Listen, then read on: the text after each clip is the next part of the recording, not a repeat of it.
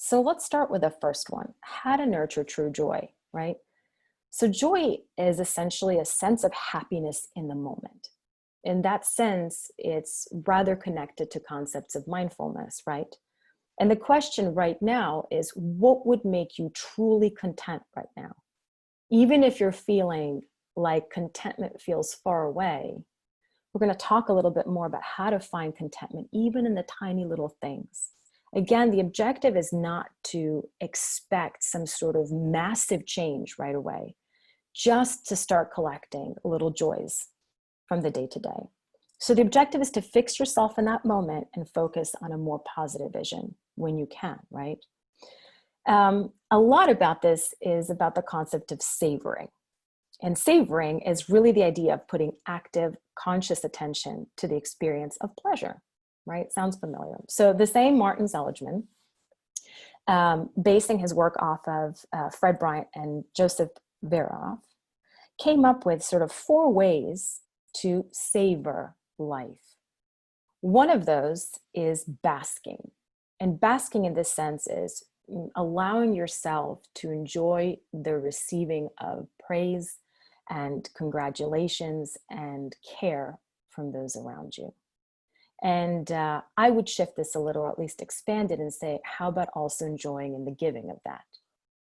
The second is Thanksgiving, which for those of you who have been with me for a while, you know I talk a lot about gratitude, not gratitude based on obligation or making you feel bad about your difficulties, but just a kind of conscious gratitude for the things that you have. And this idea of expressing gratitudes on a regular basis.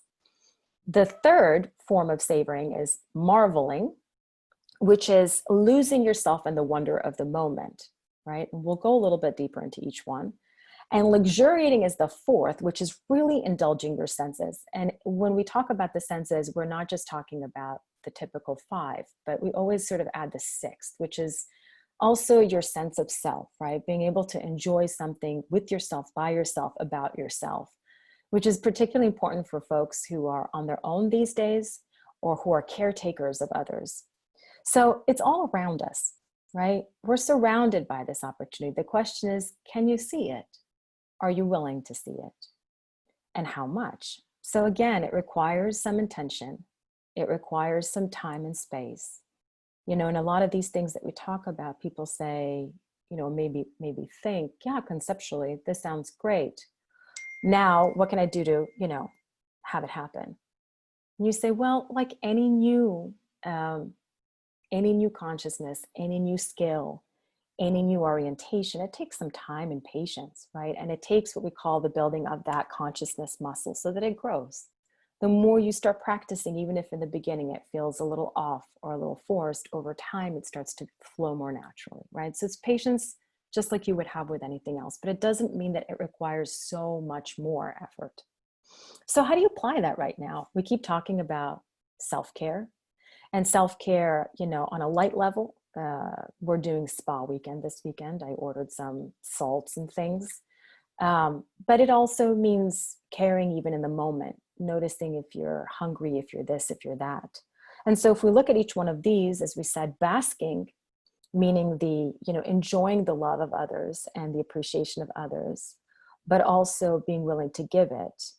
As many of you have experienced, like we have ourselves, our lives before were so intense. Even if your life continues to be intense right now, we were running around from different places, and maybe we forgot to express a thank you or an I love you. Maybe we forgot or didn't want to or couldn't really spend time in close quarters with our loved ones. And so while that can have its frustrations, the idea also is this is a chance to allow yourself to ask for the comfort that you need. When you get it, to know and believe and enjoy that you deserve it, and also be willing to selflessly offer it to others when you feel it, but without a condition, without an expectation, without, you know, doing it just because you want something in return. The second of Thanksgiving, as we say, is not just counting your blessings at the beginning of the day or at the end of the day, which is a nice practice and a very effective one to take one out of their own stress and out of their own complaints, but it's also nurturing things. We don't just give thanks by using our words, we also do it with our actions. And so one of the ways that we did that this weekend was we decided to do a little micro pruning of plants. And I also, with our interior plants, I said, I'm going to give them a shower, which means that I take out a bowl of water and a little, cloth, and then I wipe down their leaves because they get full of dust. And while I do this, I have some conversations with our plants. Sometimes, these are the typical conversations of you're doing great, but this time I really got into it, and call it confinement. I don't know. So I started, I really like your new leaves. We have a new plant. It looks like dinosaur footprints. I don't know.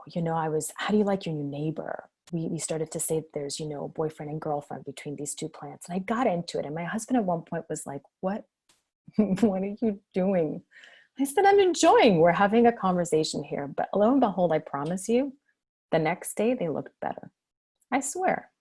So this was our form of saying thank you for being in our space. When we did the little bit of pruning, or it's organizing a corner, it's stuff you haven't had time for before, stuff that was a pain in the butt before, cleaning a little bit here, preparing something nice. This is nurturing. We consider this to be a way of saying thank you to our home, which we adore. And even if you don't feel necessarily that way about your home, this is a great place, a great moment to see ways that you can make it your adoring abode, your sanctuary, right? And these are also ways of giving thanks. Marveling is about what's beautiful around you, right? What's inspiring, what's lovely. We've been seeing people sending photos of sunsets, of sunrises, of plants, their kids doing silly things, right? And so this marveling of just looking around you, instead of always the next vacation, the next big payoff, the next big whatever, it's what is around you that is beautiful. And beauty is actually a massive positive impact. Some of us, I think, maybe appreciate it more than others, but as I've learned from my folks who are architects, the space that you're in has enormous impact on how you feel and how you move through the day. And if you're interested to know more about this stuff, there's a woman I mentioned in our first call, Stephanie Bennett Voigt, through Daily Ohm, that has this short little course. It's actually a long course with short messages every day for a year, where she talks about unblocking your home. And she gives you, it's not just tips, but these sort of beautiful little thoughts and poems around how to reconnect with your space. And I think it's particularly helpful these days. And the last of luxuriating, your senses is, do you just throw the meal on the table and watch Netflix in the meantime, which can be fun at times? Or do you focus on your food? Do you make a nice meal? My mom used to always say, put a tablecloth, set the table nicely, put candles or a nice little lamp. But luxury, take your time. Is that your morning coffee?